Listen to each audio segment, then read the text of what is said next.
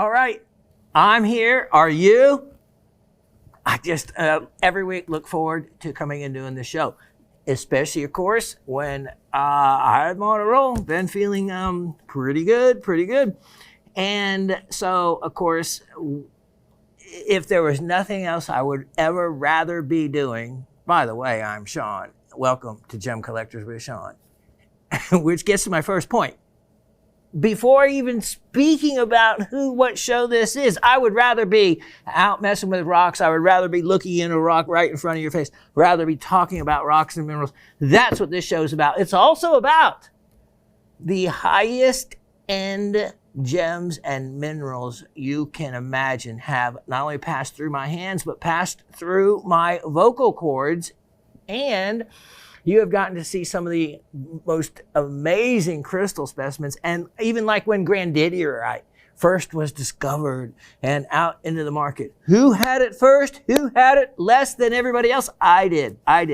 I made, still, along with some of those big lot buys, the grandidierite parcels, I have to admit, seldom am I ever like first or close to the front of the line, or, have the wherewithal to jump in on something before other people. Well, when the grandidierite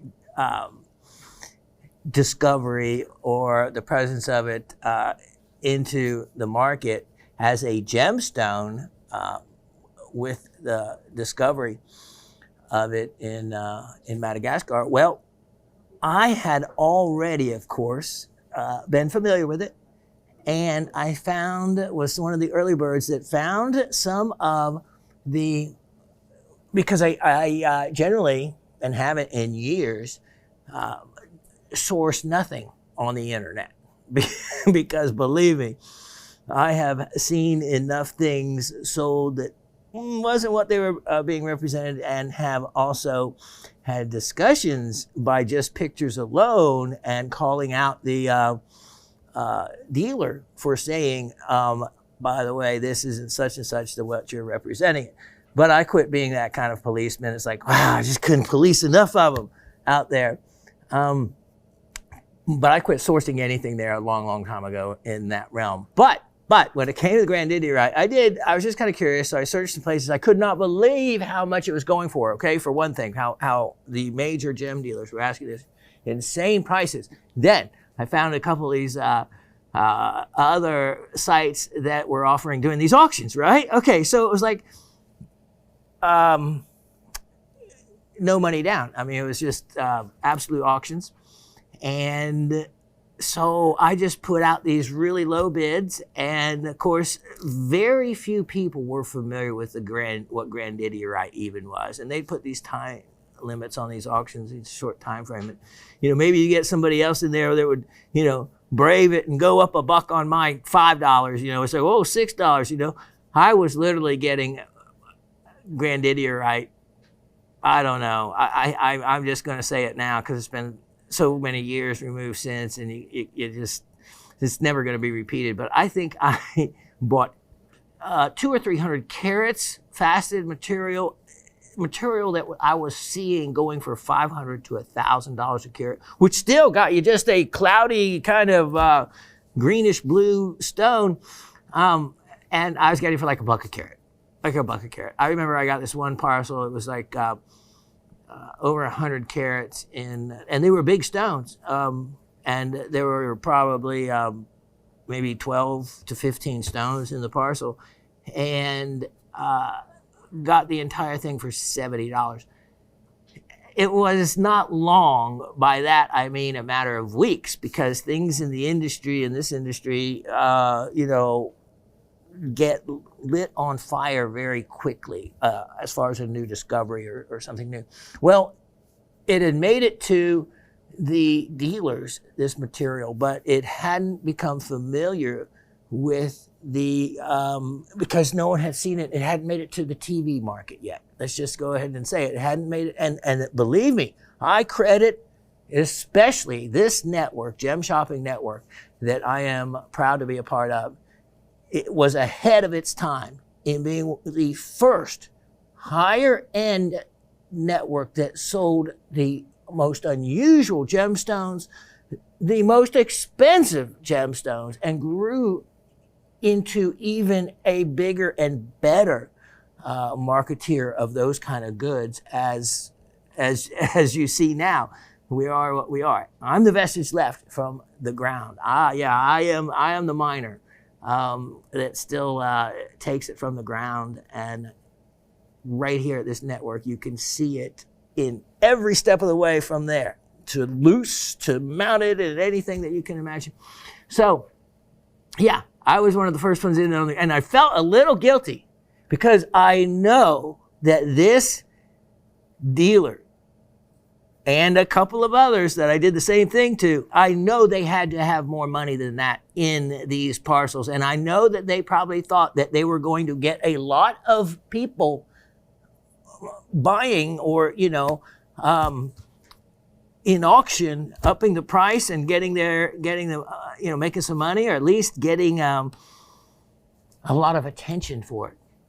No, didn't happen. There was only a few bids. Clock ran out. I got the item. Had to sell it to me, and I did that a few times. It was again, that hasn't happened often. The only other time I can say I was in the right place at the right time to the biggest extent was the time that I was at Chunky Gal in the Nantahala Forest up in North Carolina. Dave knows the plateau well. And Chunky Gal is the ruby deposit that sits, in beautiful green smaragdite. I mean, even if it didn't have rubies in the smaragdite, if you just brought back the chunks of the beautiful green rock that you can just mine out of the mountain, well, now you can't get quite so close to it. The Forest Service kind of closed off part of the road. You got to hike in and out with a 5-gallon bucket. But it would be worth it. So when I was there at the time that there was a forest fire, and they were actually forest jumpers coming in to fight it, and they had cut a fire break over the deposit of Chunky Gal, and it hadn't been since the 1960s when they banned any heavy equipment in the National Forest for use in geological sites for mining purposes, since any mechanized equipment had been in on this deposit. And so to cut the fire break, of course, which they do so that the ground is just barren and the fire will stop at that point, theoretically, if the wind's not blowing. And I was the only person there, and I talked to the boss, and he first told me, nope, we're not allowing anyone in, sorry. And I said, and the truth, I drove all the way, it was an hour's drive. And I said, listen, I've been a woodsman and a prospector all my life. I said, I promise I know the do's and don'ts. I'm not going to get in your way or be in trouble. And so it was like, he kind of swore, it made me swear in blood that I would not get him in trouble. And it was so worth it, so worth it. It was a day made in a rockhound's heaven for something like that to happen, because they cut right across a deposit where, I've showed you some of the amazing rubies that I found out of there. Okay, so that's just a little me just rambling on, as I so often so easily can do, because I love sharing some of the different events that have occurred. And they have occurred for me in 6 continents. We talked about Opal last week, the other week when I was had some adventures there as well. Okay, let's get to, we have a lot to do today. Also, Miss Gabby, I want to let you know that there's 4 more items of yours, the ornaments, the wooden ornaments. I'm just going to flash a couple of those in just so everyone else can see the project and what Summer, which is Raven's 22-year-old daughter, has been doing, which now she's been hand painting crystals of specimens that Miss Gabby personally owns. So I'm going to show off. I have those sitting in front of me, but we'll show a couple to give everybody else an idea of what exactly they're talking about if they have not seen any. And I know that once you get your Christmas tree additionally completed, we want some more pictures, and I'll show them on the show when that gets completed. Okay, we have first, Miss Ursula says, Shawn, hello, and hope you're enjoying a relaxing Easter Sunday. Finding more treasures that might have been hidden by this very special bunny. You know what I did Easter Sunday? Oh, that reminds me. Something to show Miss Elisa. I did not finish the Axonite. I was just going to order you to get excited there. I cut stones. Yep.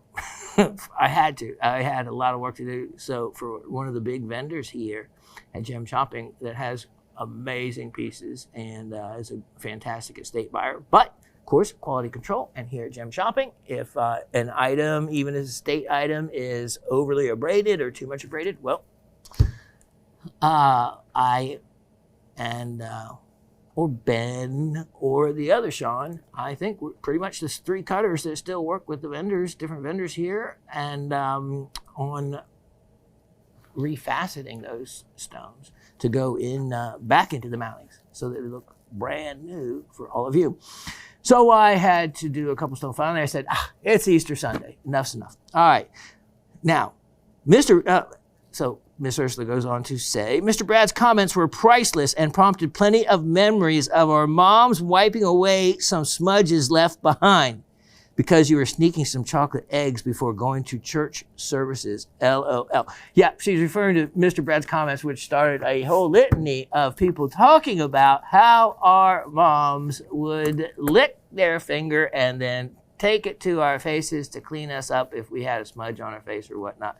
And I think it's universal for moms to have done that because it seems like it was quite common. Okay, answers we have. Well, let's give you the questions first to the two trivia questions that we do at the end of every show. What mineral in tiger eye, now this is important to remember, what mineral in tiger eye is responsible for the chatoyancy? Okay, so answer was chrysotolite. Chrysotolite, which is a kind of a form of asbestos. And you can see that after me saying that by the very kind of thin lines and by when you move and turn it, it will give you that kind of chatoyancy. So, so what happens is it oxidizes and then silica replaces it. So there's kind of a multi-process, but what starts it is chrysotolite is the answer we were looking for. Question number 2 was name 2 of the 3 states in Australia that opal is mined in. 2 of the 3 that precious opal is mined in. So we have, of course, the, and you should really know that. You really should, because it's not that hard, and it's so important because in all of the world, you even know that Ethiopian opal is from Wellow, right? Well, Lightning Ridge is from Lightning Ridge, but it's from Lightning Ridge, Australia. That's an awful big place, right? And let's narrow it down. You even know that Wellow, you can't just say Ethiopian opal. We even narrowed it down to Wellow. So Lightning Ridge is in the state of New South Wales, which is also, of course, where Sydney is. Then you have, to the west of it, you have the state of South Australia, and that is where the Cooper Pedy mines are, for the best known mines there. Then if you move to the north of New South Wales, you have the state of Queenstown, Queensland. I've been to Queenstown. That's all the way to the tip of New Zealand. And boy, that was that's where they sell all the Australian opal, I think, because there is more opal shops in Queenstown, New Zealand than I've ever seen. So Queensland, the state of Queensland, which is known for its amazing boulder opal. So those are the 3 states. I said to name 2 of the 3, and so we'll see how everybody did. Now, the other states, just in case you were curious, you was Victoria, Western Australia, and Tasmania. Tasmania being the island, and Western Australia, I think Perth is the big city on the west coast there, but it's a long way to get there. And I spent 3 weeks in Australia and only got to the very edge of New South Wales, which is where Lightning Ridge was. Okay, so going back to Miss Ursula, in her answer, she said, it is hematite or iron oxide that causes the chatoyancy in the ironstone of the tiger's eye. Ah, well, you came close. It is the iron oxides that can create the color, but not the actual chatoyancy. You also get the tiger iron, where you can get the red jasper in there, and also that's where you get just the pure hematite banding in the tiger iron, and hence the name tiger iron. You can actually see, hence the iron in it, or pure metallic looking hematite. New South Wales and Australia is known for mining of the black opals found in Lightning Ridge, while South Australia is the area where the Cooper Pedy mines are located at. Getting all that right. Thank you for responding to my concerns regarding the dioptase specimen. I've decided to keep it since it provides such a visual difference to the green colors, which can be found in various gemstones like the celadonite sprinkled through basalt, the Pakistani sphene, the Arkansas wave of light, or the pyromorphite coming from the Guthofen mine in Germany. Fantastic. Sincerely, Miss Ursula. Well, that's a great way to look at it, Miss Ursula, and I appreciate that. And it is an absolute green color all on its own, and I love it. Like that, just beautiful, like Kelly green. The green that you wish your long grass was all the time.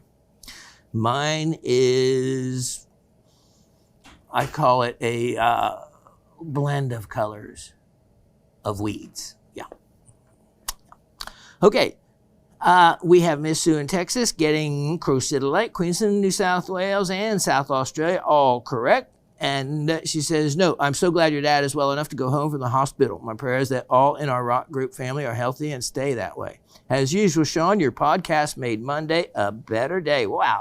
Can't get a better compliment than that. Then we have Miss Cindy in Pennsylvania saying, hello, rock family. Great show, Shawn. Enjoyed it a lot. Have you ever heard of Chameleon diamond? Yes, of course. So here's the thing. I heard of and knew of Chameleon diamonds before I even realized they were called that, even though they were first described in 1863. I guess some people were playing around, mixing around with some diamonds and playing with heat. So here's the thing.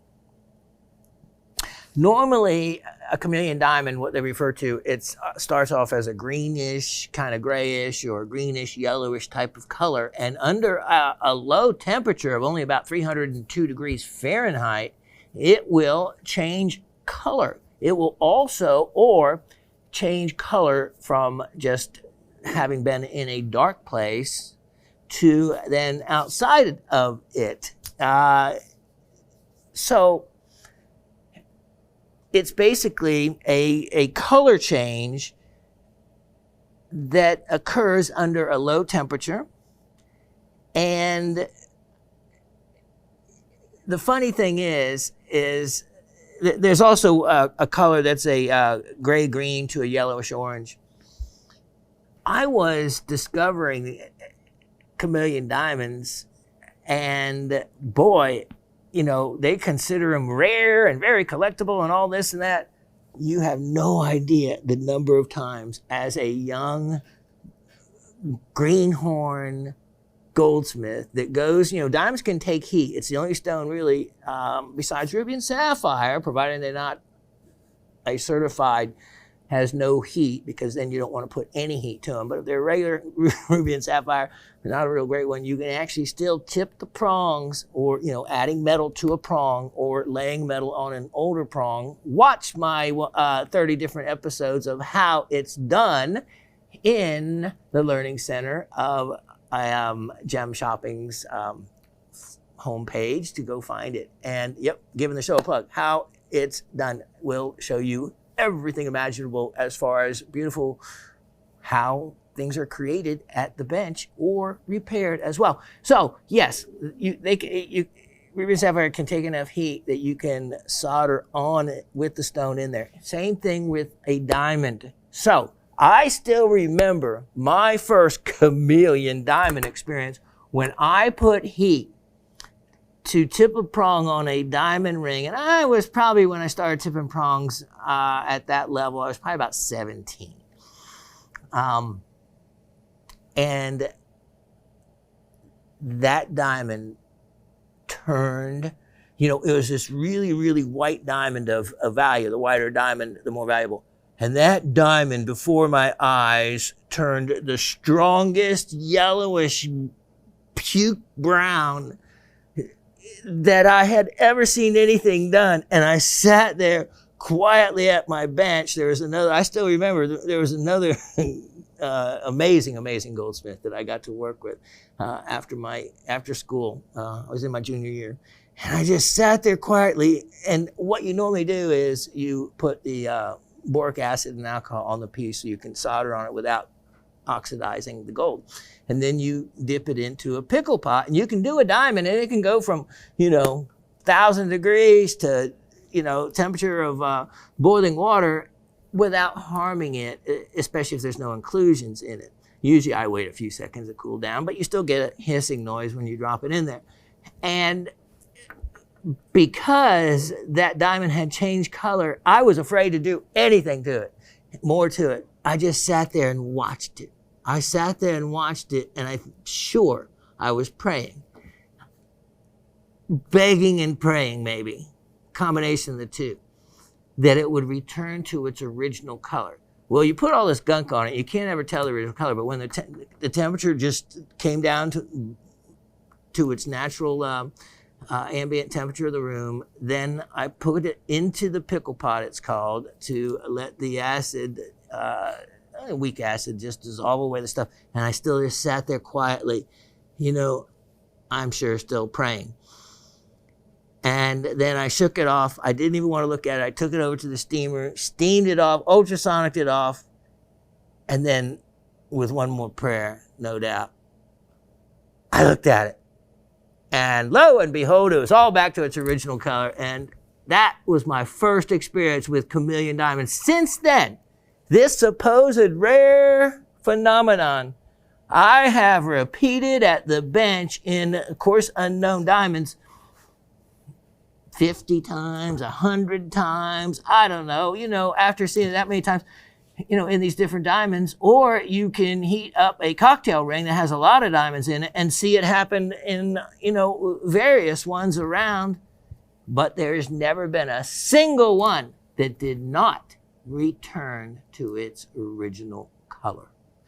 And none of them turned into something really fancy, valuable, or, except at the moment of that really high temperature.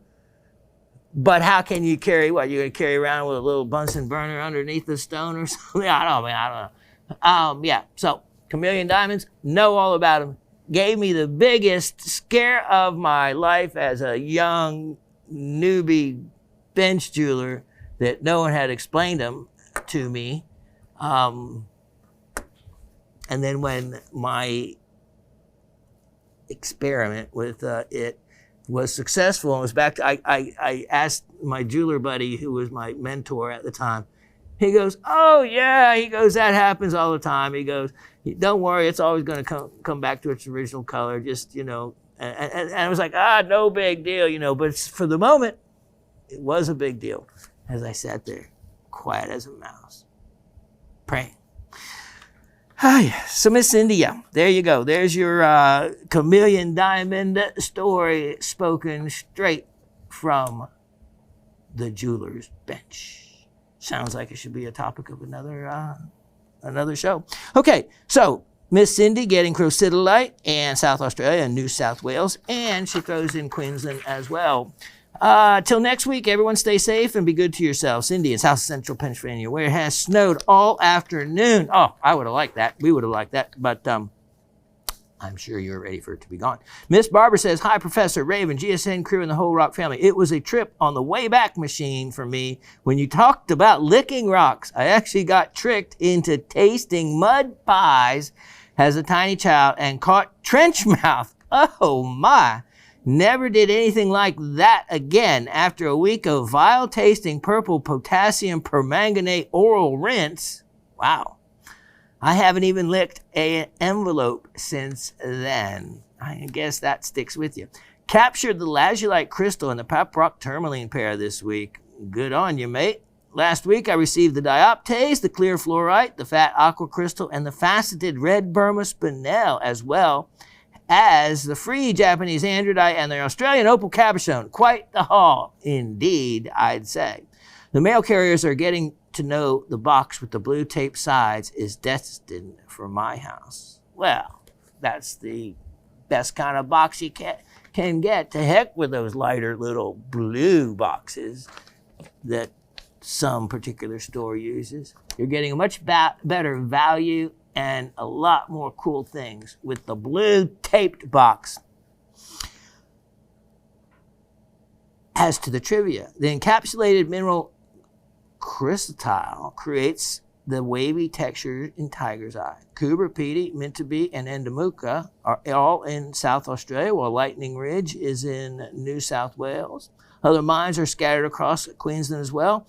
All are in the Great Artesian Basin, with each offering different types of potch and precious opal.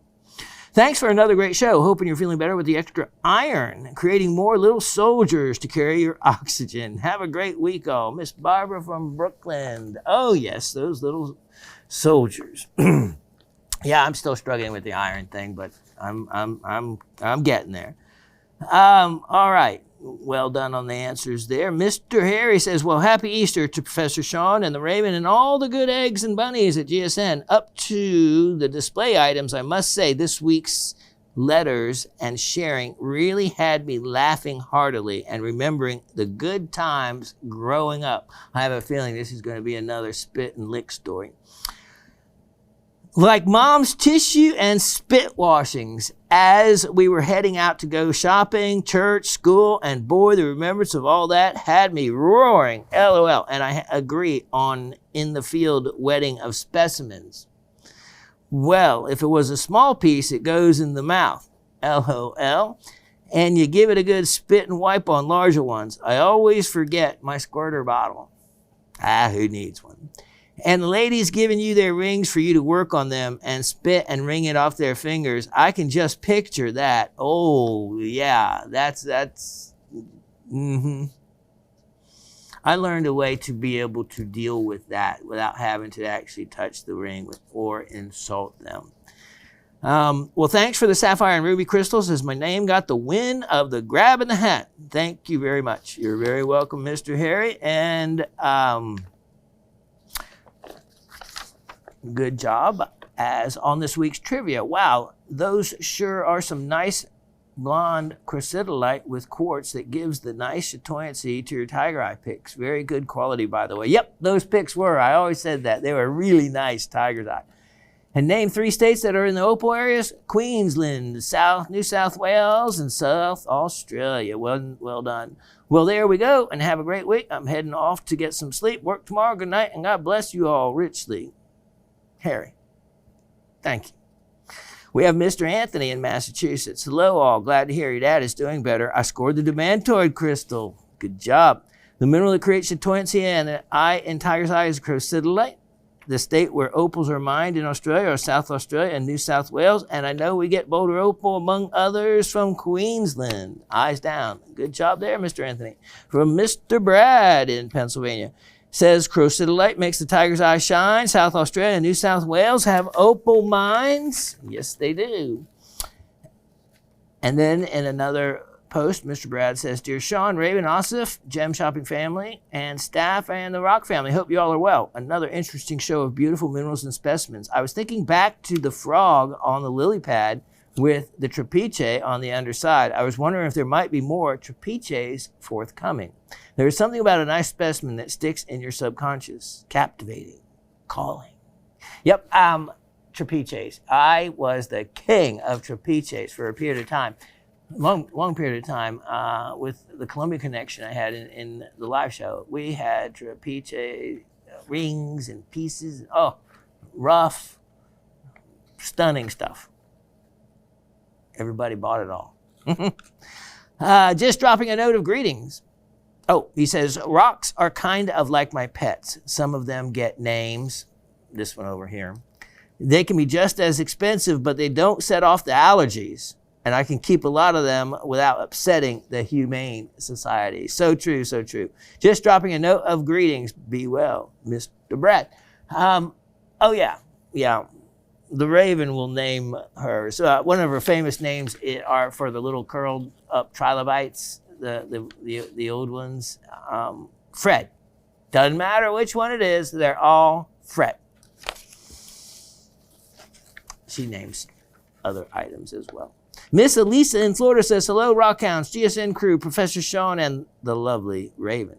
Woohoo! I scored some amazing treasures this week. I got 4 out of 5 items. I got 1 of the Ethiopian opals, a ruby, and the neon blue apatite from the week's show. Shawn, I already have a parcel from you of the faceted, really blue apatite circa 1970s that you had cut, and now I can add these parcels. I was wondering if any of you out there had gotten any of those apatites from exactly what I talked about, that parcel that I had cut the stones, had the stones cut that were magnificent, beautiful stones. So yes, you have the before and afters, and that's so neat that I know now that you have one of those parcels of them, and they did a magnificent cutting job on those apatites. Great job for your collection. Of course, I had to get 1 of the 2 corundum and sapphire rough parcels. Tumbling rocks are my kids and I favorite thing to do together. How can you have gone wrong with a pound of the ruby and sapphire corundum? And wait till you see and have fun finding the chatoyant ones and the red ones and the purple ones and the black ones. It may take running it through some course. And even since corundum is so hard, if you even drop down to a 60 to 90 grit for the first week, you would really speed up the process for getting through a lot of that outside oxidized area.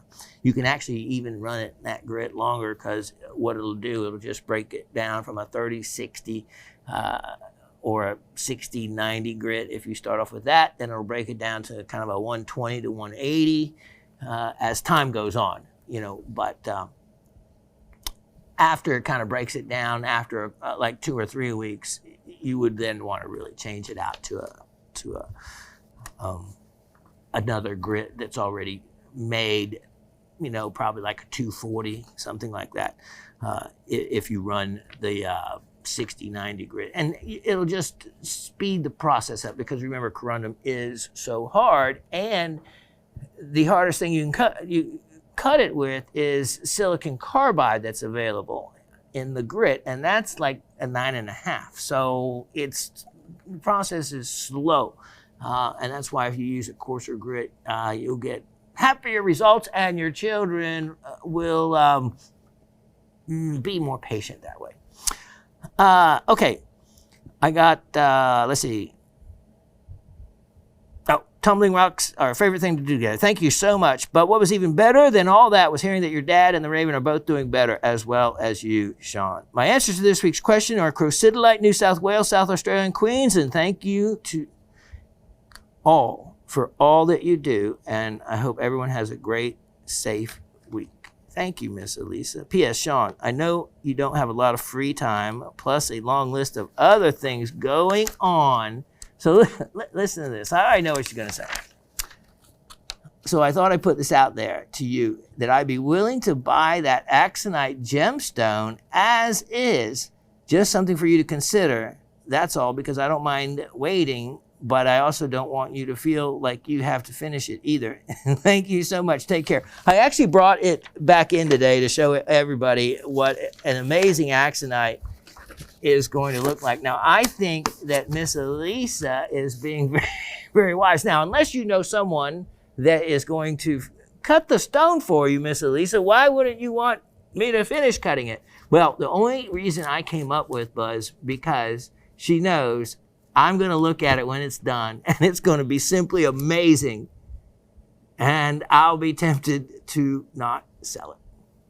Now, that may not be the reason actually why, but if you wanted me to be true to my own heart, the reason that would keep me from exactly selling it, would be exactly that. Would be that, I have never cut one that really of any size, and that's also going to have the plegroism, including, well, we'll look at it in a little bit, since one side of it's cut, including some purple in it. So anyway, we'll talk about axonite when we get to that. All right. So that said, we had lots of people with the right answers, and so let me just make sure, because I could just easily drift off and not get to all the answers. Oh yeah, okay. So we did. Miss Elisa, amazing offer, was the last one. Okay, so we drew names out of the hat for the people that were the winners. And we have lucky Miss Sue in Texas. Miss Sue in Texas, let's show you what you have won this week. And it's a little different because it is not a mineral specimen, but a faceted gem. Check it out. All right. Look at this, green tourmaline. Green tourmaline. And in one of the suspension cases. And there you go. That is the real deal. Clean stone. So, a little bit of blue hint to the color tone as well. Also, in the metaphysical world, green tourmaline is great to rejuvenate your life force and to help you understand your emotions better. We could all use something to help us with that indeed. All right, let me tuck this away and we will be right back. All right, this is why Miss Elisa wants to buy this stone before it's even cut. She's smart, because she knows that I may be very tempted to keep it because it would be by far the largest axonite that I've ever cut.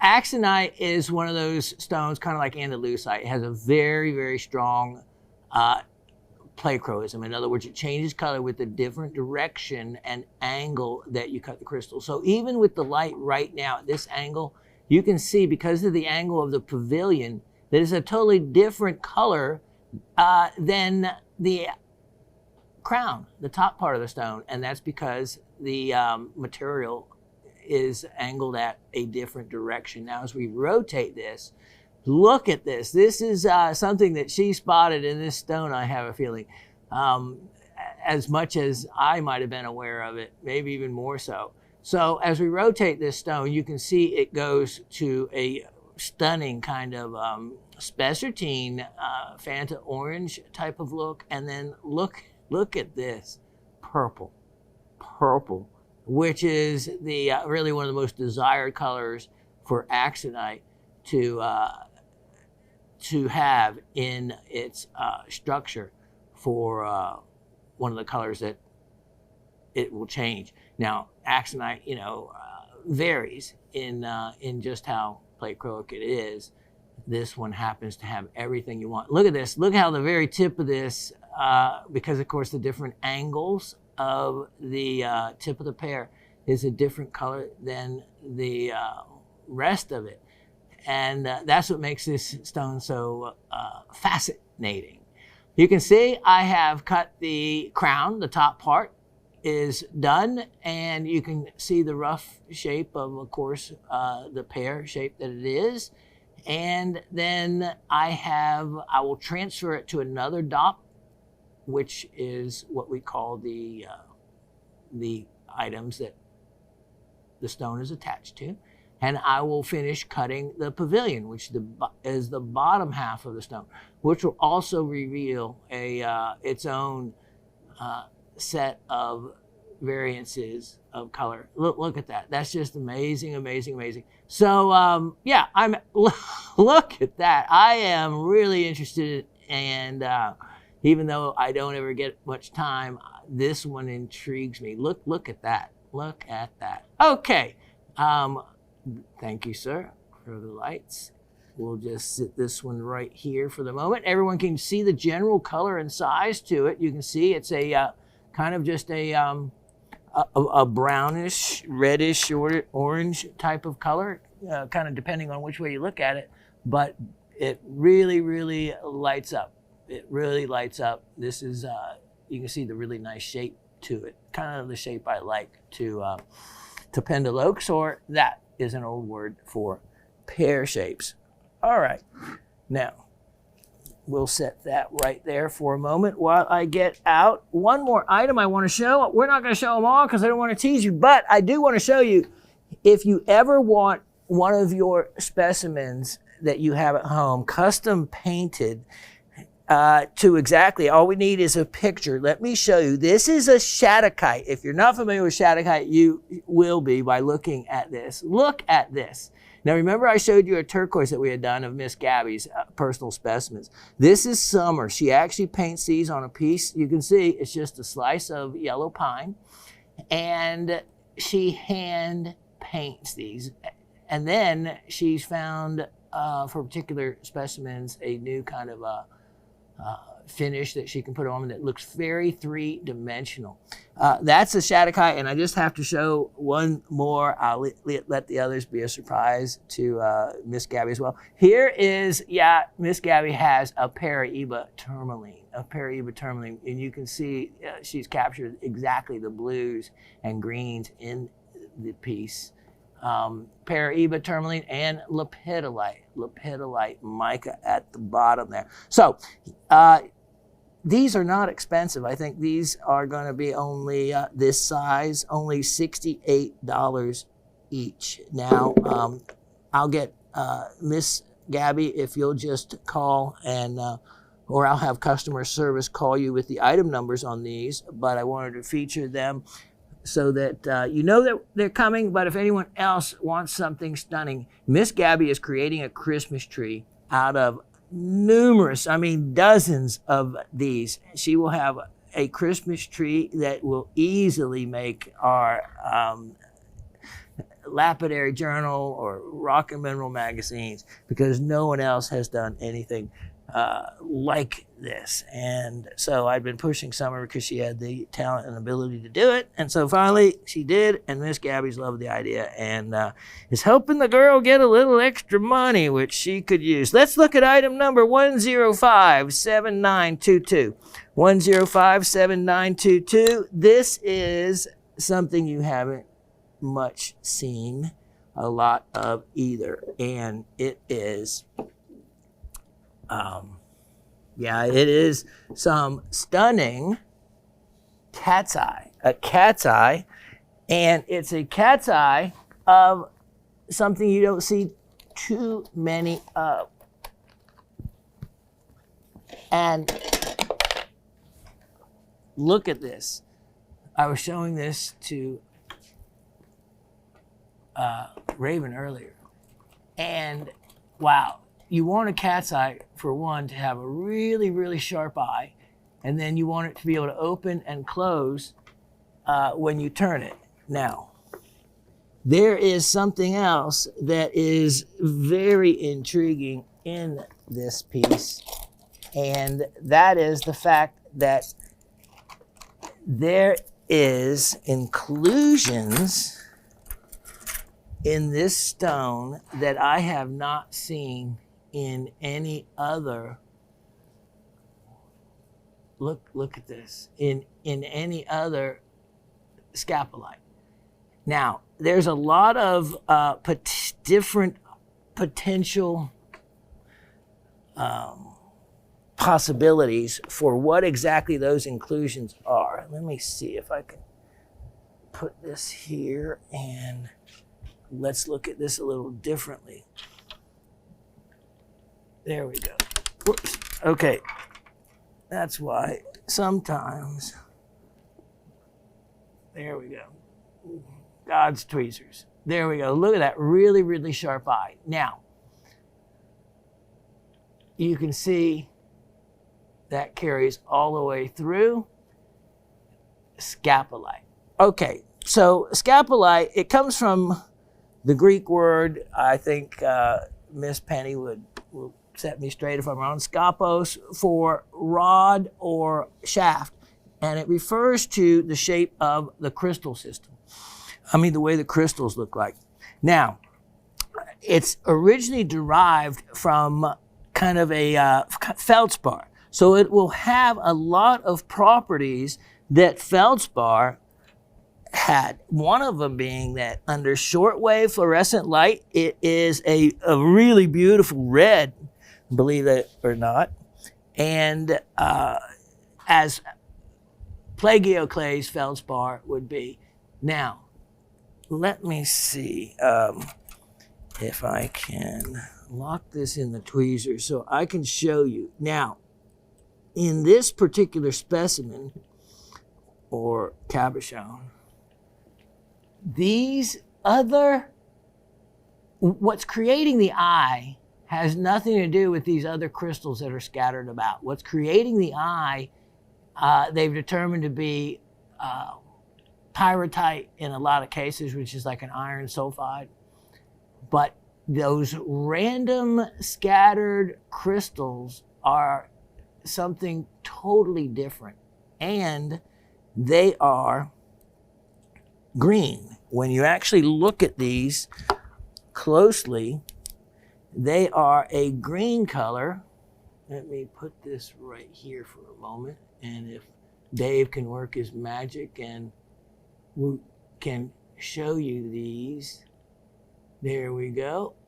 I knew you. Perfect job. Perfect job. All right, we can see them much better now. You can even see some of the green cast to them as well. Now, I have never seen another scapolite with these scattered crystals like this in it. And it makes for a very, very desirable and attractive specimen for that reason. Now, I checked and looked to see if I could find epidote. Yes, epidote was associated with scapolite, but not always so much in a as an inclusion. Potential for the crystals to be epidote, but based on geology, I think there's a greater chance for it to be a greenish hornblende, like some of the hornblende we find in the specimens from the Crabtree Emerald Mine, when you saw the crystals associated through there. And so it could also be augite, but augite isn't necessarily green. So I'm really leaning towards the fact that it's probably a greenish hornblende. And what a unique cabochon indeed. Quite the collector stone, has a tremendous eye, thank you, sir, and an amazing opportunity. It's a sodium, calcium, aluminum silicate, harness 5.5 to 6, discovered only in 1913. So actually that's relatively new. In Mogok, Burma. This happens to be a Burmese stone. So coming from some of one of its original forms, still they're mining the material there as well. And metaphysical property side to it, it is good for problem solving and achievement. Well, there you go. Another one needed by all of us. Opportunity on this one is an excellent deal. I don't have another one like it that I can offer. And it's also a fluorescent stone, which is something you just don't always see. Beautiful red fluorescence. So in this size stone, I have a price. Let me see if that is really so. Why not? We're going to do this one for only $68. $68. That's less than $20 a carat. Wow. Now, while you're looking at there, I want to show you something else. I'm going to show you something that this isn't for sale, but I know that you often enjoyed seeing some pieces from early on. Well, early on, before I actually personally met the Raven, we corresponded back and forth over thousands of emails. And so she, I had done her grandfather's ring, that's incredible star sapphire that she has, and before I'd even met her, I had sent her a agate. I started off slow, and it's one of her very first pieces of jewelry that she had made, along with a yellow sapphire with it. And I want to show you that. We're actually thinking about selling it to our doctor friend who, he has a 39th anniversary, and apparently the 39th anniversary for Dr. Peter and his wife Sherry is agate. And I didn't know that the 39th anniversary is agate, but you can see it is Montana agate. And there's nothing like Montana agate, because when you see an agate, you look at it and it's from Montana, you say, oh, that's Montana agate. Because of this particular pattern of color is unlike any of the other agates, like the banded agates or so many other agates that have a different look to them. This one has a Montana agate look with also a yellow sapphire. A yellow sapphire of almost a carat in size. And what a beautiful piece. Yep, Raven. One of the first pieces of jewelry she made, she did a great job. Using a good sized bail, she made a little thin hat rim bezel, just as I would have made, and she did a right good job. So not something she'd normally sell, but for our doctor, my back doctor, which we gotta like our back doctor, keep me going. I thought it was going to be, we both thought we'd part with it, because I cut the stone, she made the piece of jewelry early on, and what a great combination together. Now, she happens to be wearing, and this is the girl that will wear a, $25 sterling silver ring next to, let me show you, this was a ring I remade for her that she inherited from her grandfather. And this is one of the finest star sapphires in this color and clarity that I have ever seen. Look at this. This is without light adjusting or anything. It has one of the oriented perfectly dead center. Look at those legs, how they are just thin, exact width all the way across, reaching all the way down to every edge. And here's the most amazing thing about this piece of corundum. It has no zoning or inclusions. That is so extremely rare for something that's over 14 carats. It even has a very light color change to it. You're seeing it in its pink and lavender shade as it is. And look at this, hexagonal shaped diamonds. Boy, they were a real trick to set. Now, I need to polish it up and replate it for her, so I did the European shank on it for her, which works great to keep it from turning. So not many people get to see this piece when we have talked about it before, and she just happened to have it on her hand. Look at how nicely cut even the back of it, but still could use a cleaning. This, without zoning, is so exceptionally rare. It changes the value of this stone in, zeros. Put it that way, zeros. There's no way you can find a over 14 karat star sapphire. Remember, it is a lot of the things that create the star effect will also, they're rutile inclusions. So you also often get leftovers from the rutile, which includes zoning. But look at that, free of zoning and free of inclusion. It's a truly museum kind of level quality piece, and a wonderful rare gem from Ceylon. So anyway, you got a chance to see that, because you know what? Optical property stone right there as well in the cat's eye. Take advantage of that one at the crazy price that we're offering at.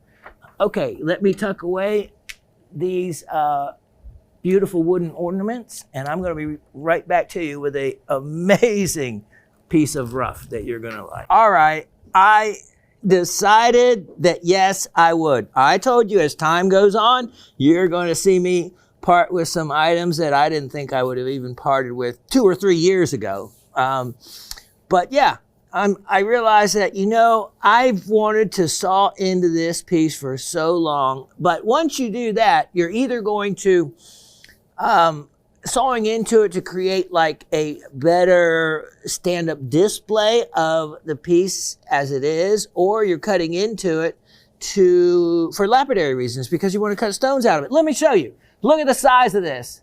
This works great both ways. It's either a stunning rare specimen of Ethiopian Chrysoprase. Now, I say rare being relative to quality. What's rare about this is the quality. Let's look down, and when you get into this kind of color, this, of course, is a very desirable color. Chrysoprase is a cryptocrystalline quartz or chalcedony, and impurities of nickel will give it this greenish tint to it. Look at that. Now look at that. Now, this color into that color range is the most desirable color, but not always, because it really depends on what you're trying to create and the colors that you're looking for to create. I say that because I am going to show you shortly some Chrysoprase that has some of stunning color, but it is maybe not a color you would normally think. Now, I am looking right now because I have something. Yeah, here it is. Okay, so I have another piece I keep. This is not for sale. Now, this piece of Chrysoprase is going to be for sale, but before you make up your mind, let me show you. I have a piece of the best, pretty much the best Chrysoprase there is, and of course, I got it from Australia. And look at that. Look at that. I mean, that's as good as it gets, truly. And I'll probably always keep it like it is, even though I do and still would intend to cut it. But having just a rough specimen of something of, look at that. I mean, that is candy indeed. So, but let me show you. So when we get to colors, I mean, yes, this is the best of the best, but we're not far off. Not far off when you get into some of the colors of this Ethiopian material. Let's see. Yeah. I know you're saying, yeah, okay, there's a difference, but wait till I show you what I'm going to show you next, and then you're not going to be knocking the lighter color material so much. This is a stunning specimen or cutting rough. I mean, wow. I certainly would, if I didn't have this next to this would look really, really good. But I'm just showing you that, yeah, there is another level. And maybe one day I will sell a piece of that other level. But remember, I have my friends who actually own a Chrysoprase mine that Rock and Gem did an entire article on. And this particular piece didn't come from their mine, but their mine has produced some stunning material. And all those carvings of Chrysoprase I've offered over the years have all been carved from material from that mine. Now, let me just show you, this one isn't for sale, but I wanted to show you another piece of the Ethiopian material. So you can... Price on the last one before you did that? That one was just a... no, yeah, we're going to give a price on this one. Price on this piece of Ethiopian Chrysoprase for this size, can you believe it? How about it? Only $54. $54. And what the thing about it is you can see that you have chrysoprase all the way around it. So you know it's a solid piece of chrysoprase as it runs in seams. And just to show you that over time, if you see enough chrysoprase, here's another, this is my specimen, but when you see enough, you can actually be able to tell the difference in the origin of chrysoprase when you get to see enough of it. The little subtleties of the green colors will teach you a lot with time. Now, I say that because there is another origin of chrysoprase that a lot of people are not familiar with whatsoever. And I'm going to show it to you, and I'm willing to sell something that I fully intended to do as a project a long time ago. Item number 1057722, 1057722. I'm sure some of you have been around long enough that you heard me talk about Polish chrysoprase. I kid you not. Polish chrysoprase, and it is this lighter color. And actually, it was maybe a couple years ago, I actually did a multi-origin little mini educational segment on chrysoprase. And a lot of you, I think, picked up a lot from that. Okay, so now you can see the color range, and pretty much you get these lighter colors by the material just not being as thick. This is, we're going to leave them in here because you really see them best. See, if we turn it around like this and let the, take away the reflective play of light, you can see how they're much better matched for color. Now, faceted. Look at this. This Polish chrysoprase is a good enough quality to facet. And you can see they are, look at that. So you have brilliant cut faceting on the rounded end, and you have straight stair-step, step cut faceting on the straight sides. Now, I had set them up like this because I thought, what a beautiful pair of earrings they would make to do as dangles. And certainly, to have a pair of matched Polish chrysoprase, wow. But if you did nothing else with them, but kept them in that suspension box, like I have kept them in just a gem tube, actually, for so many years, I have just enjoyed just looking at them, just knowing that I had them, But I am willing to sell the set now. And it's one of those things that no way could you ever go out and just find. Not in this unusual shape, faceted, cut stones, and the round, and the origin. $88 for the pair. For everything they see, 4 stones. I guess for the pair, for the 2 pairs, $88. And that's of course, again, like I said, one of those opportunities that you're just not going to come across too often. Because faceted Polish chrysoprase, when's that gonna, when are you gonna see that? When are you gonna see that? All right, now let's look at item 1058822, 1058822. Doing a little faceted stone, and then a little bit of nature's faceting. And let me clean this up a little bit. Show it to you in the suspension tube for a moment. Look at that. You can see the color. Yep. Look at this. The real deal. True Heliodor. Heliodor is a name given to what a lot of people call golden beryl, but in reality, true Heliodor is a greenish yellow beryl. And boy, you can't get more greenish yellow. And it's not a golden color. It is the color you see right here. Look at this. facet grade material. This is the Russian Heliodor coming out of Siberia from a deposit that was only discovered not too many years ago. Probably now as time flies, I've had it for X number, let me see, probably within the last 10 years. But you know what?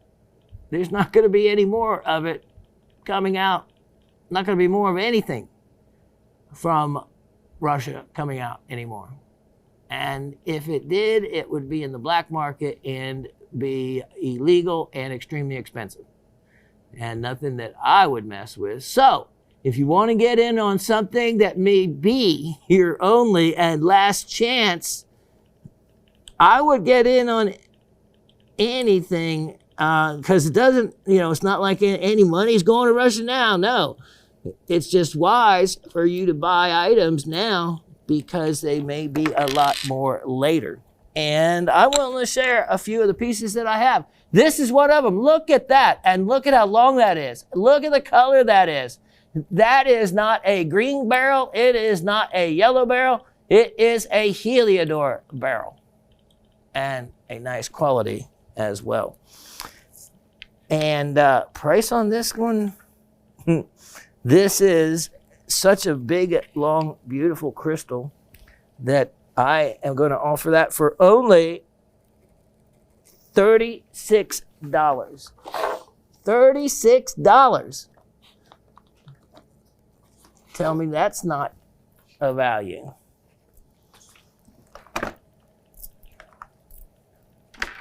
Where's yours? Nice long crystal. A nice long crystal. Now, let me show you. I have item number 1058922. 1058922. This gives you another chance in case you missed out on that one. Look at this. Here is a parcel of 2 of them. And if you see this one, and it'll come with the suspension box, is actually, you can actually see it against the white. You look at the little bit of a blue color right there, a little bit of a bicolor. Look, I've noticed in some of these, a little bit of blue coloring here. And on this one, you can see it's a little bit of a clear color at the very top of it as well. So 2 interesting crystals of Heliodor. And I thought for a moment it might be one crystal that had split, but I could not get them to line up and to match. So it wasn't. It's 2 actually different crystals.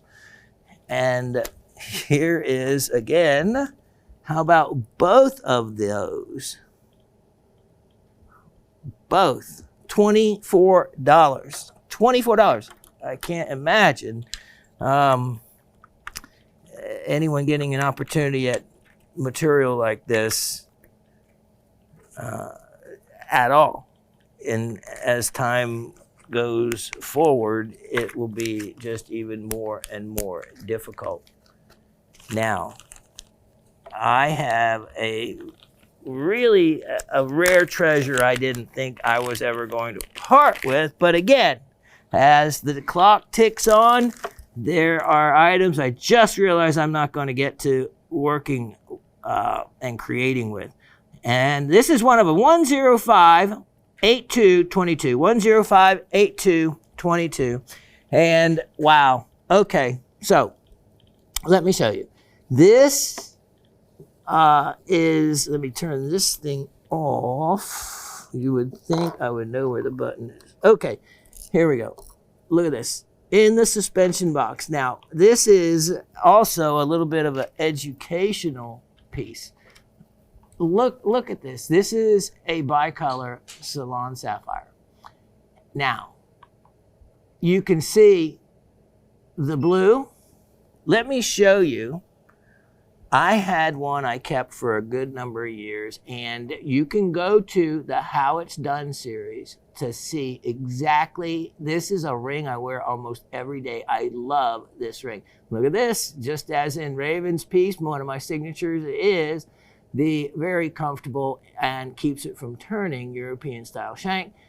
Solid bottom, flush setting, which you get to see every bit of this ring made, from the alloying of the gold to the lost wax carving and casting of the piece, everything. All right, look at that. Look at this. Okay, so I got this cabochon a number of years ago, and I do mean number, meaning decades. And it happened to have this beautiful clear line going right through it, and then the blue on either side. So it really interested me in those type of sapphires long ago. You can see how much I like the ring, but you can see how protected, and when you're flush set something, how protected the stone really is. The ring takes the knocks. And here's the other neat thing. If you ever want, this is what you want to ask for when you want an invisible bezel. You don't see any raised bezel with the big stone either. Now, this is a much, much harder way to set a stone, but it's also a very clean way to do it as far as the lines. And if you want to see exactly how this was done, go to the How It's Done series under the Learning Center of Gem Shopping's home page. All right, now, having seen that, now let me show you what exactly is making this stone look like it has blue on both sides with a clear stripe down the middle, right? That's the look. Well, let's see what created that, because this is what it's all about in gem cutting. It is how you orient the color and where you put it. You're going to be amazed.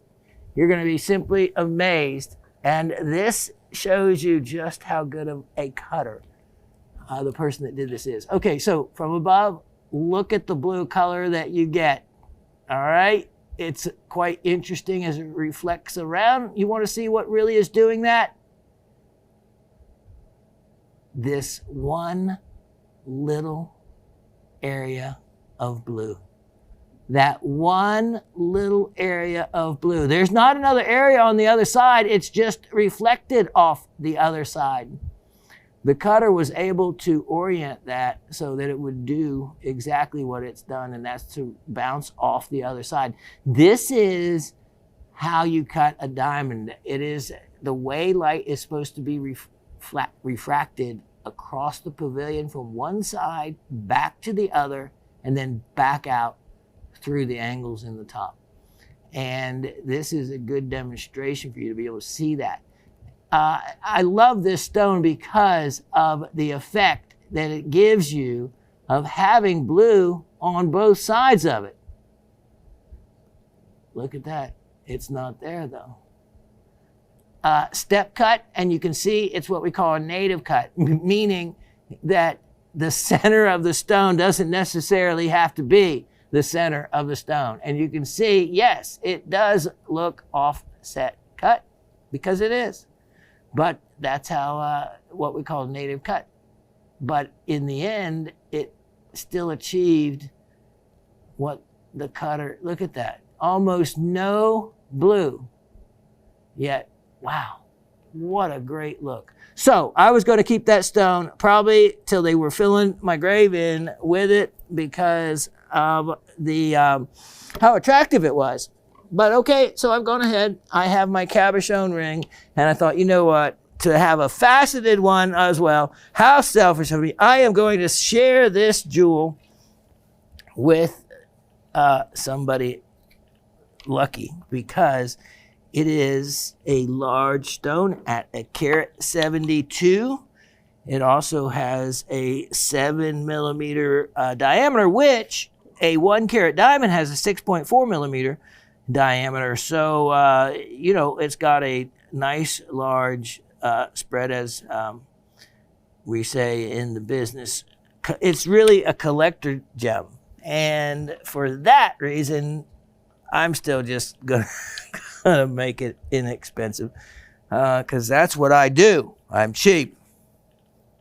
And I tend not to be successful in my jewelry stores I've opened. All right, price on this guy, why not? Let's make it, here, I'm scratching out the price I had on it, and we're gonna make it less than that. $98. We're gonna make it only $98. And for the unusual effect of the bicolor nature to it, the weight, the size, and everything, I mean, what a value. I would much rather have that for $98 than, I can't tell you how many of these inky blackish blue sapphires and all that they charge actually way much more for and whatnot, or even a regular bluish sapphire, because you have a lot of those sapphires. You see a lot of the run-of-the-mill sapphires, but do you see many? You see what I wear. I could wear any sapphire I wanted to over the years. What did I pick to make a ring out of? That I did say at one point I would sell the ring, and we would, with it, also have the footage of me creating it. But you can also just see me make this entire ring I just showed you by going to the How It's Done series of episodes. And boy, from start to finish, if you watch all of them, you will know so much more than almost any of these clerks working in jewelry stores. Okay, let me put up crystals and gemstones and whatnot, and I'll be right back. There could be no better, more befitting name to this, so much so that I had to name it. I had to give this piece a name. We name our, rocks different names. Well, this one I gave a name to, scrambled eggs. Scrambled eggs. I mean, and again, if you've been around, the show is getting ready to have a 5-year anniversary. That's amazing.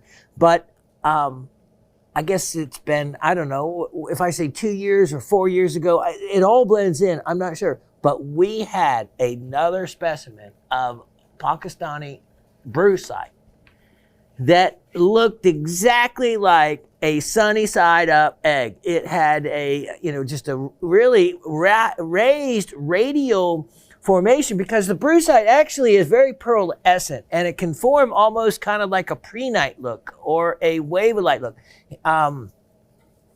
with this pearlescent kind of surface.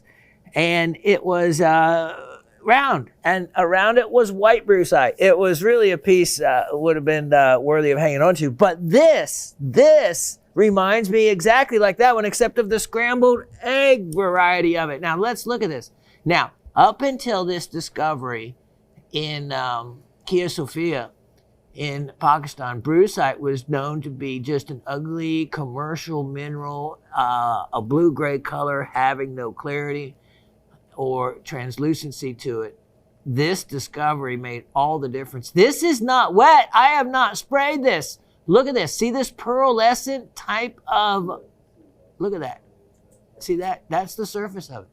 That's the pearl essence I am talking about. And you can see how that would look like a sunny side up egg. How perfect. So whoever has that piece could certainly add to their egg collection. Now, the white also isn't that common. It's this is more the color that you would see Brucite, kind of a bluish gray type of color. So this is actually a magnificent specimen. I probably could have brushed this up or brightened it up or cleaned it up, but I pretty much leave stuff alone and let the person do it. Look at this, how it almost, you can see the way this formed was up against a wall in the pocket in the way this grew and formed, and creating that look, because it almost looks like it would, it almost sits up by itself. I'd have to charge more if that one did, but lean it against something little or get a stand that'll work for it. This is a really neat, unusual piece of Brucite, and this, if you tore it apart and wanted to fasten a stone out of a piece of it, you certainly could. It's the quality that they have been faceting and using for Brucite. This is an opportunity indeed. I'm not going to let it go for less than this, because this material in the yellow Brucite is not inexpensive. Has a hardness of 2 to 2.5. It's a magnesium hydroxide. It's just a simple chemical formula of MgOH2. Price on this piece, only $68. Only $68 on that. And is a really good opportunity. Now, let me show you this. I tell you what, man, some of the stuff that I have kept and hung on to, but it's been for different reasons. Let's look at item 1059022. 1059022. Now, again, going back in time, look at these. Now, almost, you could say they look like some of the top light brown Argyle diamonds or something like that, right? Well, topaz used to be one of the diamond lookalikes that they would use in jewelry, along with zircons and different things. But topaz could wear, of course, a lot better, being a hardness of 8. Now, these stones, let me show you to get the actual kind of color that you're seeing. Yes, they do have an ever so lightly tint of, I guess, champagne. And you can see it in the one more than the other. Now, here's the thing. Oh, you can see the bicolor look to this particular one. It's kind of, there you go. Now, here's the thing. How many of you have seen these brownish color topazes with just a hint of like a peach color to them? About 5 to 10 years ago, again, time just really gets hard to pinpoint anymore as the older I've gotten. But a number of years ago, they were everywhere in the market and being sold as imperial topaz. And what it was this exact topaz treated. Of course it was treated. And what they would do was they would take these champagne to top light brown color looking natural color topaz, what you're seeing here. This was natural color. This is more the color it started to look like, especially see the brownish end there. Then they would put, you know how many different treatments they've put on topaz? Oh my gosh, not only surface treatments, but deeper diffusion treatments. You get to see topaz in every color of the rainbow. And including calling a peachish brown or brownish peach, I don't know what color you would call it, but it was ugly. For those of us that know true imperial topaz, it was ugly. And yet it was not disclosed in so many sites I saw as being anything other than imperial topaz. And I couldn't believe it. They didn't even, and so many of them disclose treatments. And yeah, so anyway, here's 2 of the natural color topaz, as you can see, because when you see a topaz where part of the end of it is a different color still, and it's not all the same color, that helps you know that you're getting a natural color stone. And this one is pretty much more of an even color all the way around, but still I think has a little bit of the champagne color to it in a particular direction.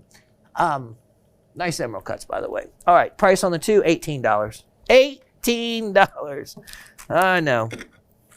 So that's why they were buying up this material and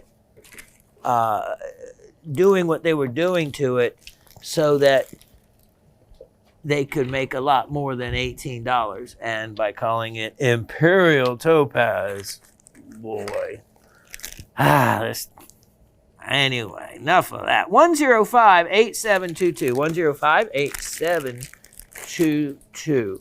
Now, this next item is a parcel. It's a parcel. Now, okay, I think it was Miss Elisa that said her kids, one of her favorite things that she and her children love to do together is to tumble stones. And they got one of the 1 pound of corundum, ruby and sapphire mix that I offered. And let me show you. Let me just show you one offering. And I took some of those, another ruby batch that I had gotten, and I tumbled them. And I told you the story about how I got to polish them was with the diamond polish I was able to use to speed the process up. And even at that, it didn't fully polish the corners and all, but it sure made a difference for being able to get any polish on them whatsoever. Other than that, you're going to spend a long time. Oh, there's even a garnet made. That's not a ruby that clear. A garnet made it in. Boy, you can see if you put your garnets in and tumble them the way I tumbled those, your garnets will disappear real fast because of the difference in hardness. All right, look at the size of some of these. Look at the color. When you get past the surface, a lot of the rubies and sapphires in that corundum parcel will look so much better when you get past the oxidation that forms on the surface from being in the ground. You get past that and yeah, you can get some really great colors. I just happened to see, because I left it in there, there was a ruby in here. And you can see how some of them have the 6 sides to the crystal still, just some a little bit tumbled. It was really, really gemmy looking. Some of these will star, but the fact of the matter is they're rubies. I mean, you know, what, call that a pink sapphire? Sure, you could. It's just as valuable, just as nice. Oh, here we go. There's a couple really gemmy pieces right there. And there was a piece of one of these big ones that was really gemmy. Yeah, I think it's right there. Look at that. And anyway, you can have a lot of fun. You can also crush some of these up and make ruby powder, so to speak, if you're creating a little Zen garden. And here's the deal. So all that fun with all those real deal rubies, and at a price anyone can afford, because how about all that for $28? All that for $28. If you knew what it took and the whole story behind how I had to get genuine Australian diamond powder, and then I couldn't get it again. I could not get it again. And it was the real deal coming from Australia, which I thought was pretty cool, even though synthetic is probably less expensive. But yeah, so $28 for 150 carats. That's a good deal, indeed. And it takes a lot of effort to get a polish when you're tumbling corundum, because the only thing that's going to polish it is a long time using Lindier, which is the same hardness. And it could take, forever. Or, it's amazing, just a little bit of diamond, and wow. And you can reuse the diamond over and over. Just save your the things that's ground off and just use it again. It works great that way. Okay, now I have a treat for some of you in case you missed out on any of the Japanese rainbow garnets, because guess what? Let's look at item 1053122. 1053122. It seems that some of you are going to have the opportunity to get in on another chance at these stones. But to make sure I get the right one, hold on. I think I do not want to mix these up. So 105, that's why. Okay, here we go. Let's look at 1052922. Let's do that. 1052922 and take a look. It's going to come in a suspension box. And wow, look at this. This is one of the really nice ones that were one of the dodecahedron ones. Almost complete. Look at the colors in this. And wow, look at that. Look, every single face has a, and then I love the, look at that. When the side that they're attached to, the matrix, which is like this side, look at the colors on this one. This was actually one of the nicest, I remember this, look at that, of the crystals. And I am sure that, look at that it probably won't make it this second time around in me offering it again, which actually means I should probably look at that, keep it, but I won't do it. If anyone was looking for one of the much, look at the better of the crystals in crystal form, this would be it. The mine's been closed since 2005. Can't even get near it. Can't get close to it. Put you in jail if you do. A whole story of catastrophe for the poor unlucky miners when the town decided that they did not want people tramping on their area anymore, where these were being, of course, mined. You know, rock hounds, tough to keep us from a place that produces something like this. Here we go. I have your chance on this is going to be, believe it or not, run with it. This is a world-class crystal. Out of all the ones, this is one of the ones that I considered world-class. It was only $68. Only $68. And again, look at it. I mean, go try to find these in the market and find one that well shaped and with that much individual different color on each of the faces. And then you'll really realize that you're buying a quarter for a nickel on that. You know, I have this axonite right there in front of it, Miss Elisa, and boy, it is just screaming at me. So I'm anxious to cut it, actually.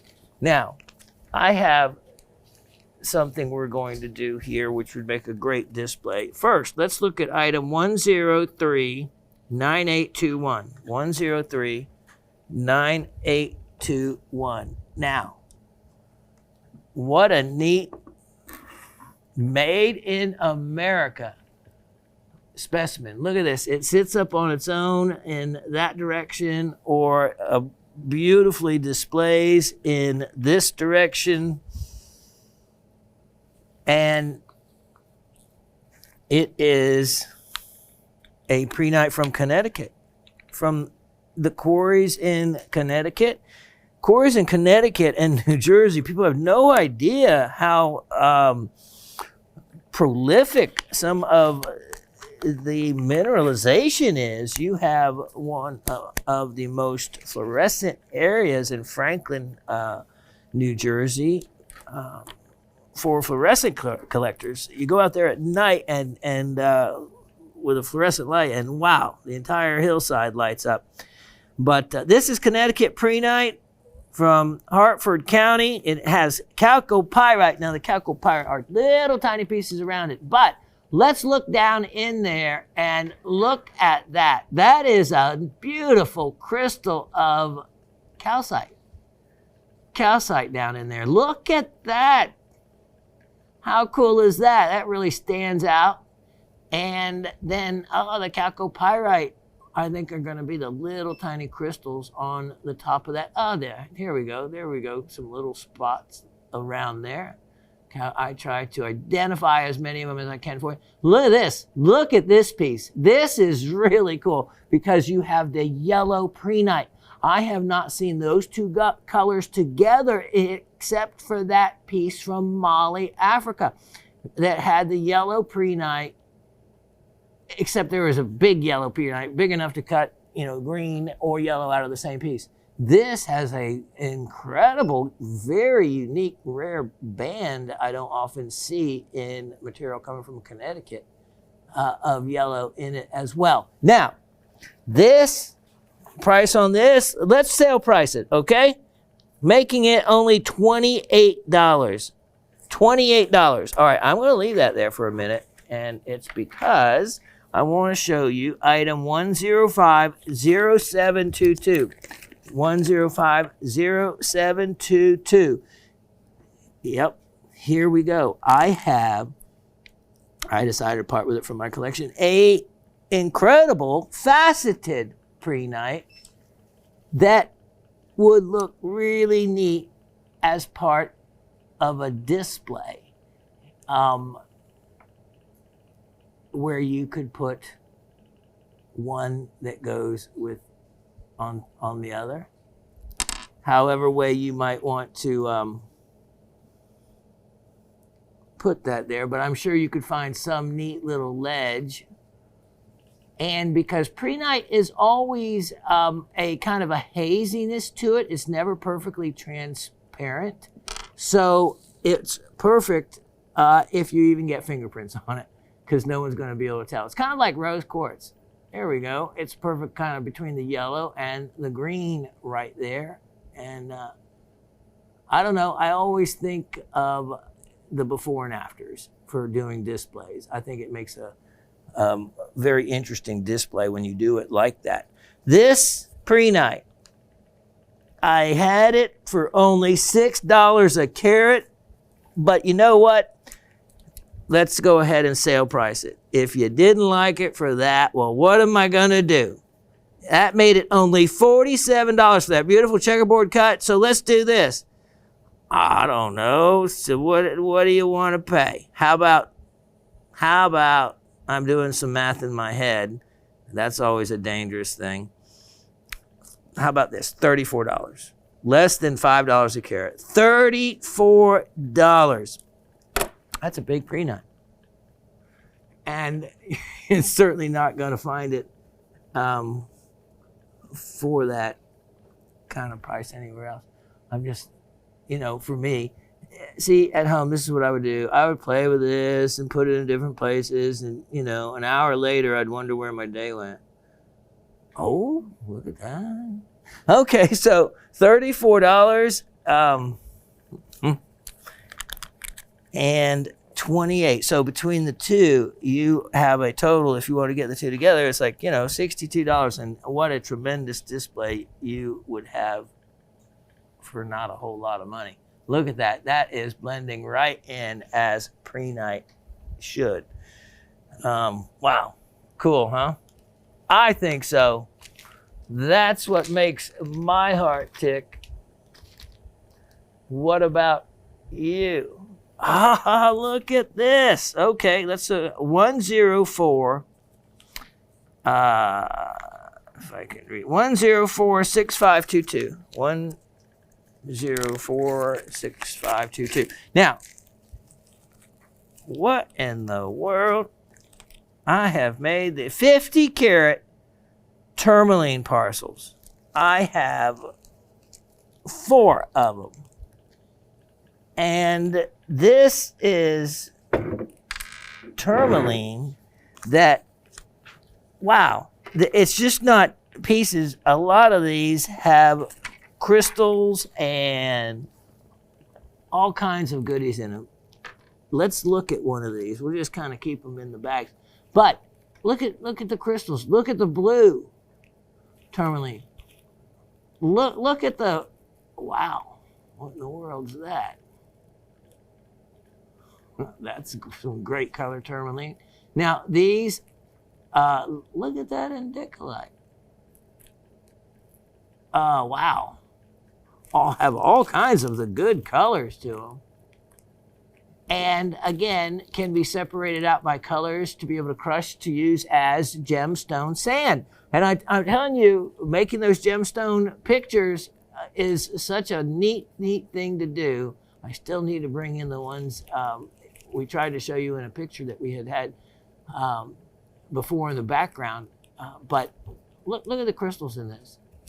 And you can create your own gemstone sand and create pictures with spray glue and whatnot.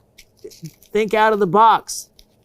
And I tell you what, if any are left, again, after this next opportunity on these, then I am going to keep them, because when I get old, that's what I'm going to be doing. I'm going to be making gemstone pictures and crushing this stuff up, saying, well, you guys didn't want this when I was younger. I'm just going to smash it into sand. But then I'll have an ulterior motive and have the coolest sand pictures, gemstone pictures, and then you'll want them. Okay, here we go. I have the 4. How about this? I am going to sale price those, and 50 carats, let's make them $11 a parcel. Only $11 a parcel. So if you wanted, you can buy all 4, 200 carats worth for $44. Look at all that you could have. Separate the colors out and have fun with them just by mixing the colors. All right, now. Oh, time is getting away from me. So let me keep going. 1043621. 1043621. This is perfect. With May coming up right around the corner, what could be more perfect than offering an emerald crystal? Look at this. And that is an emerald crystal. Indeed. Look at that guy. Look at the color. And this is the crystals that, like you see, I have worn on my neck that I drilled, and also the kind that were, if you ever saw that 70-pound emerald crystal cluster specimen that I had, it was truly amazing. I dropped my phone on it. Never forget. Never forget that. All right, it should have made a commercial of how you smash your phone in the classiest way you could do it. Look at this. Look at that color. I'm telling you, if you found this up in Crabtree, North Carolina, it would make the paper. You would be dancing up and down. It would be like one of the greatest finds for a non-mine owner to discover there. Because believe me, the wrist mine and the others, the mine owner gets the good stuff. This would be amazing, though. This would be amazing. Thank you, sir. You can see the light passing all the way through it, and it's a large piece. So whether you wanted to carve it, cut a big cabochon, tumble it, drill it, whatever you want to do with it, countless ideas come to my mind. And I have a sale price on this that is a bit ridiculous, if I may say so, for no one to have bought this. But here we go. Let's mark it down one more time. I am going to see this to someone's going to get, what? No, let me look at this again. A little closer, because maybe I didn't remove it if I was cloning something, because it said and fluorite, but wait, in the description, is this one of the ones that I see biotite mica.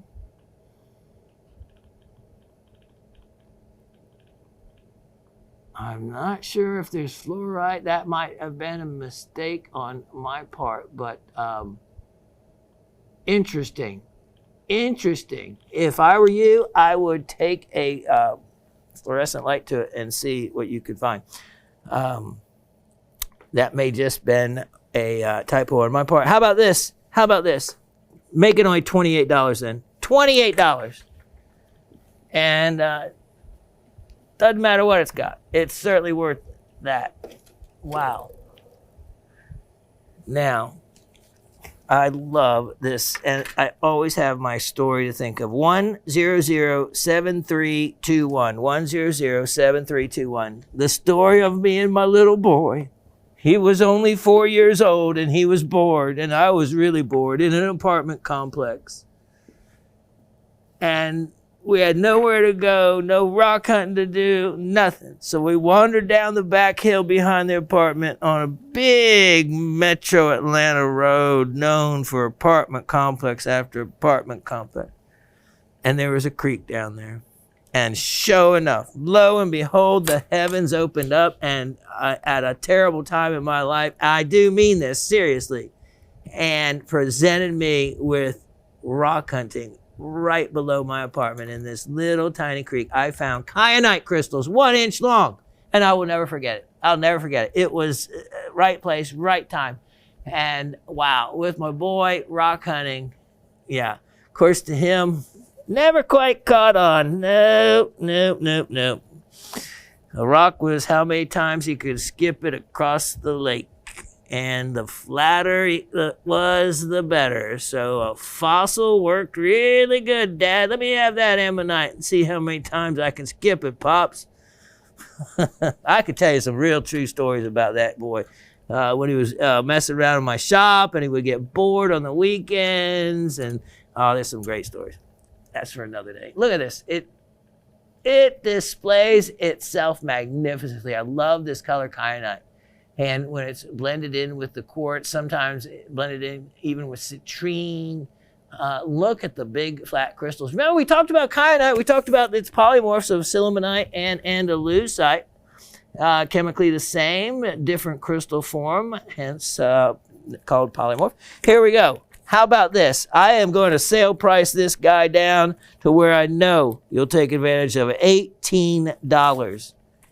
$18 on that. And that is speaks for itself as far as the look you get for the money, because I love the contrasting colors, the large crystals. Oh. Now, you know what? If I would have found that down below the back apartment, I'd probably still be there. And my son would be saying, Daddy, Daddy. Of course, he'd be, 35 years old, tugging on my sleeve. Daddy, Daddy, you've been down here for 31 years. Oh, okay. I still have some star rubies, but I don't have the time to show them to you now. How's that for a tease? Let's do this one, though. How about this? 1033621. 1033621.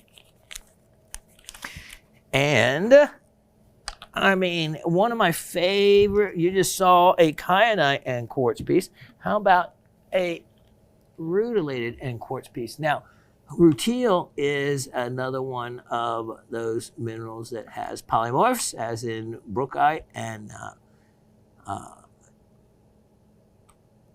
just anatase. Look at that. Look at that.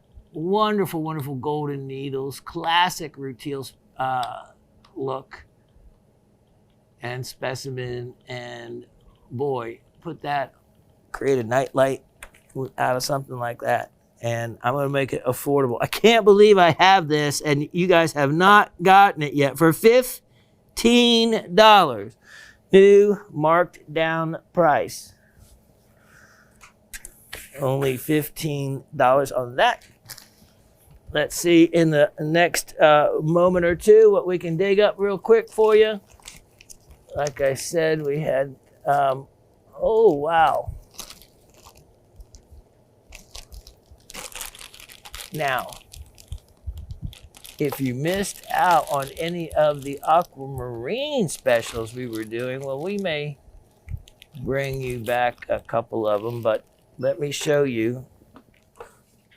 Let's see. Wow, we had some beautiful things back behind us, but we'll save those for another day. Wow, that specimen was nice. Let me show you. Take advantage of this. This is 1052722. 1052722. And now, we won't go into the story because there's another whole story to the toilet paper that these are wrapped in. It's a good one too. It's yeah. Yeah, if you've ever been to Asia, you'll know about the difference between Western toilets. Anyway, look at this. This is incredible, beautiful vanadinites look at these white barite crystals. Now, you can see this is just wraps it up so nicely and protects it so well. I'm going to leave it like that because I don't know how they do it where it stays on, but it really protects the sides and the edges. Look at that. Look at those vanadinites. They almost look like wolfenites. Oh, by the way, Miss Gabby, speaking of wolfenite, I have a note right here. Summer says she needs a better wolfenite picture.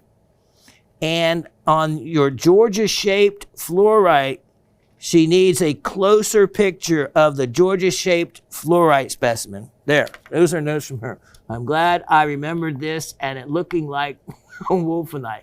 Or else I would have forgotten my notes. Okay, how about this specimen?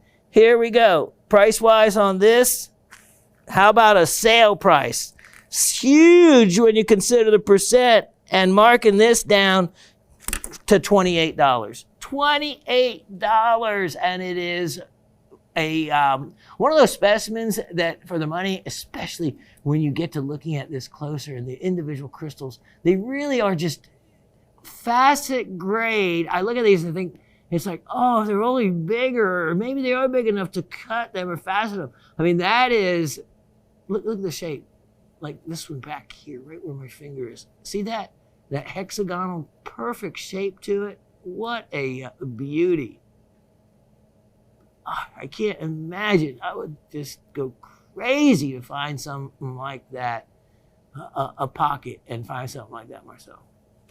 I'll be happy with finding the one things that I find, or the moonstone like Dave found, or the kyanite when I need to find something like that. That's all it takes. Oh, the clock is counting. Okay, we'll get one more in here, and I am going to discount this huge. 105 2022. 105 2022. And since it's going to be the last item of the show, wow, I had a big bunch of opal here, but I think I'll wait and show it to you next week. Yeah, I had a big parcel of opal, but that's going to take water and getting out and time, and we don't have that. So instead, let's discount this next piece and make up for it.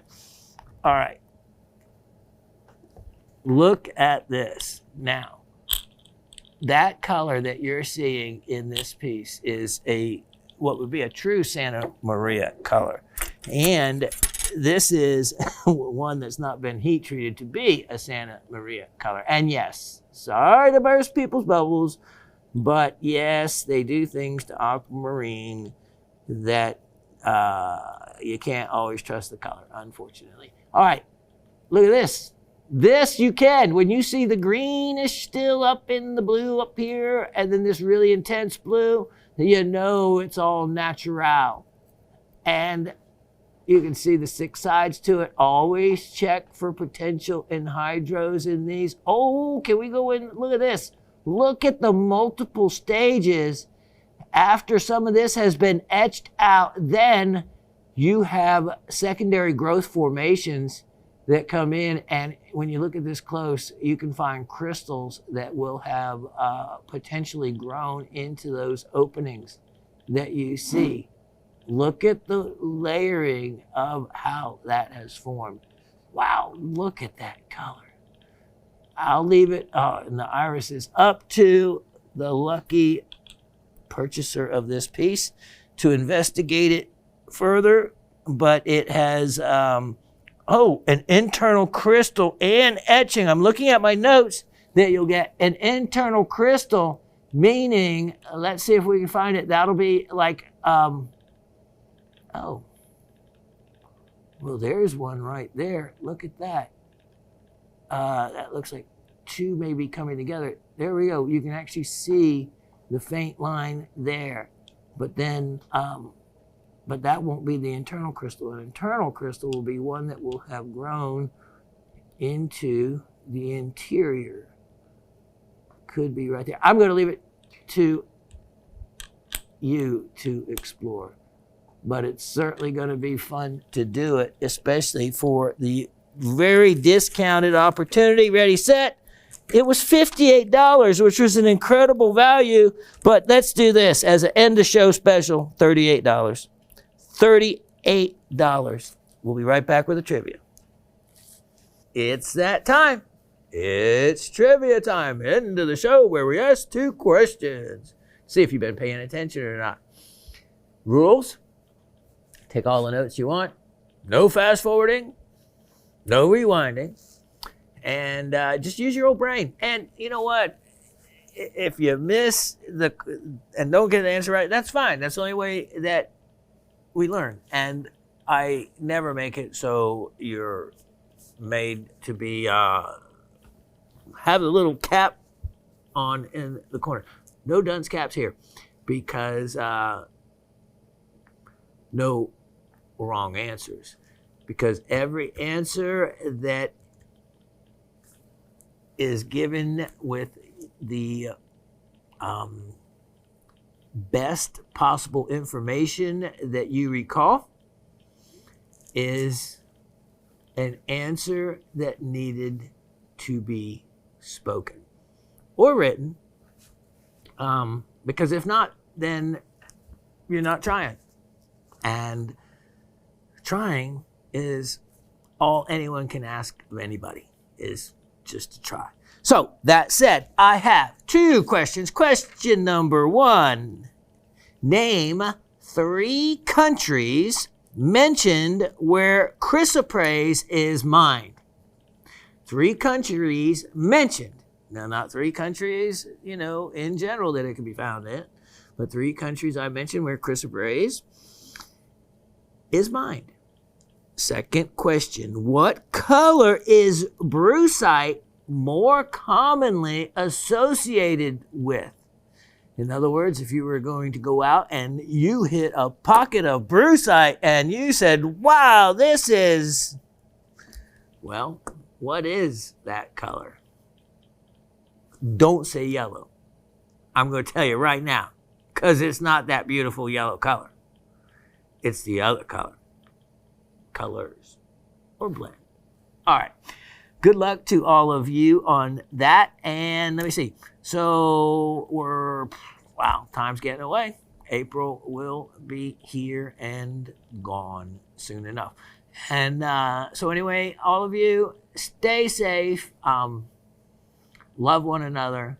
And as Anthony says, keep your eyes down, because I like to say that's where the rocks and minerals are. And make sure your feet touch Mother Earth at least, a couple times a week. It'd be nice every day if that's truly grounding yourself. You see all these new wave people talking about, oh, you got to get grounded. You got to get grounded. Yeah, got to get grounded. When's the last time their feet probably actually touched the ground? Or was it the concrete getting out in the electric, garage door? Was it the concrete walkway they walked on, going through the car? Was it the concrete they walked across the parking lot to get to that job? Yeah. That's not being grounded. To me, grounding is touching Mother Earth, because that's where all this begins, is in the ground. And then you get to see the other side of it right here at Gem Shopping. So keep it here. You'll learn a lot. Take care, and can't wait to see you next Monday. Cheers.